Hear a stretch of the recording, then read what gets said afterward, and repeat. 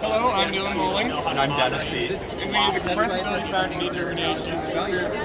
I'll dive into some interesting background here. So the purpose of this experiment is to determine the compressibility factor of carbon dioxide over two different temperatures in a set pressure range of about 800 degrees. I thought ahead about this. Compressibility factor is often denoted as Z, and is a measure of how ideal or unideal a gas is. If it is greater than 1, then your repulsive forces dominate the system and you get a higher actual volume than you'd expect to get from the ideal gas law. And vice versa, if it's less than 1, you get a lower volume than you expect from the ideal gas law.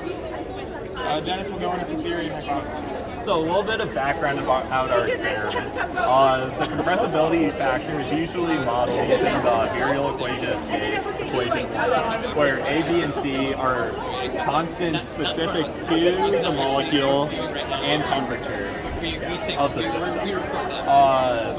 However, we want the virial equation of state to be dependent solely on pressure. So we use equation 2, which is a rearrangement of equation 1.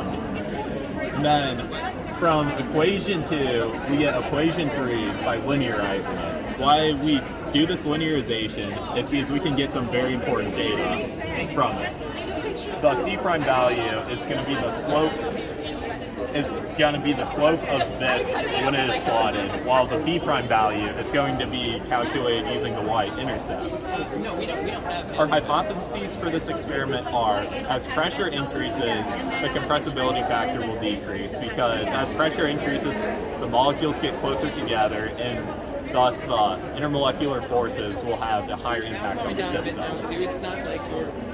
Our other hypothesis for the experiment is, as temperature increases, the compressibility factor will also increase. Then that leads us into our methods. Alright, so this is the apparatus we use. It's called the Burnett apparatus. The main portions of it are two bulbs A and B. They're submerged in a constant temperature water bath. On either end of the system, we have a vacuum pump and a carbon dioxide tank.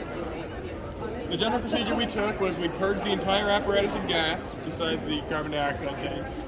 We would charge bulb A with the starting pressure that we chose.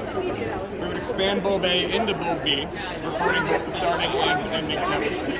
And then we would purge bulb B, and would repeat that expansion until we reach about 100 psi.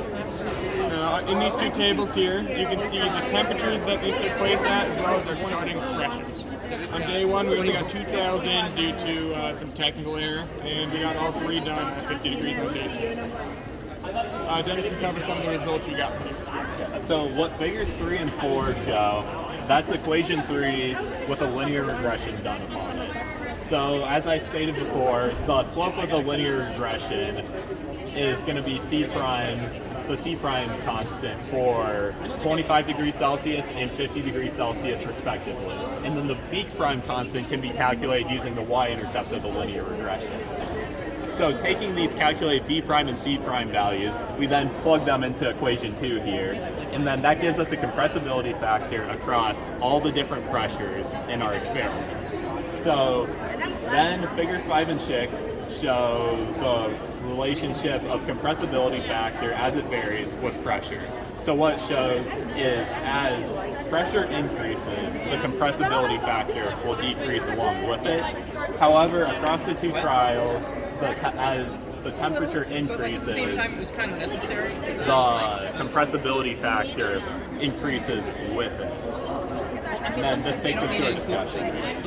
So we compared our values with 4 different literature sources, those being the NIST webbook, the Smith and Van Ness tables, the Peng-Robinson equation using a thermosolver software, and Perry's Chemical Engineer's Handbook. We use these values to find our highest and lowest percent errors, and those can be found in these tables here. Our highest error out of all of our sources was only 2.7%. Very accurate. This takes us to our conclusion. So our hypothesis that as pressure increases, the compressibility factor decreases is supported over the pressure ranges that we tested in this experiment. However, our hypothesis that as temperature increases, the compressibility factor will decrease along with it is not supported over these temperature ranges for this experiment. You guys have any questions? questions. No? All right.